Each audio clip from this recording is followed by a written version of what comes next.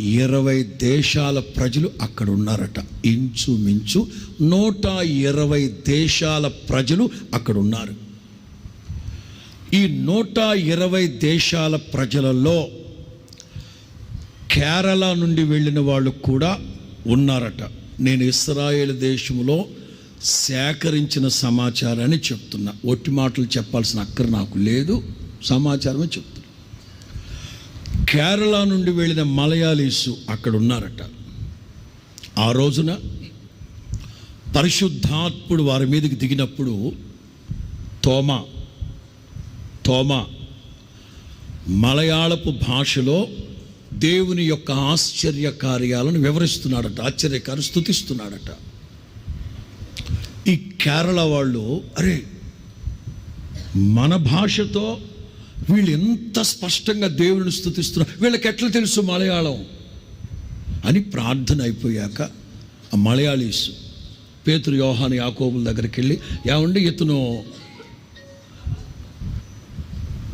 ఇతను మలయాళం భాష మాట్లాడండి, ఇతనికి ఎట్లా తెలుసు మా భాష అంటే, తోమాకి ఎట్లా తెలుసు?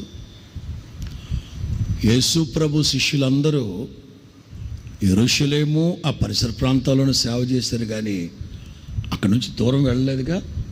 తోమా ఎందుకు వచ్చాడు ఎంత దూరం పని లేకుండానా? ఏమండి, ఆ రోజున అతను మాట్లాడేది మలయాళంలో దేవుని స్తుతిస్తుంటే, మా భాషలో అతను స్తుతిస్తున్నాడు అని కనుక్కొని వాళ్ళతో మాట్లాడితే పెద్దోళ్ళు చెప్పారు, తోమా అదేదో దేశం అట, ఆ దేశం మీద దేవుని సంకల్పం మీద ఉన్నట్లుంది అని పెద్దోళ్ళు ప్రార్థన చేసి తోమాని మన దేశానికి పంపించారు.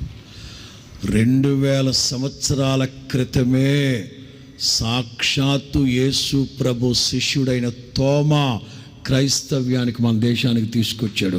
200 సంవత్సరాల క్రితం బ్రిటిష్ వాళ్ళు కాదు, అమెరికా వాళ్ళు కాదు, బ్రిటిష్ వాడు అమెరికా వాడు కాదు తెచ్చింది.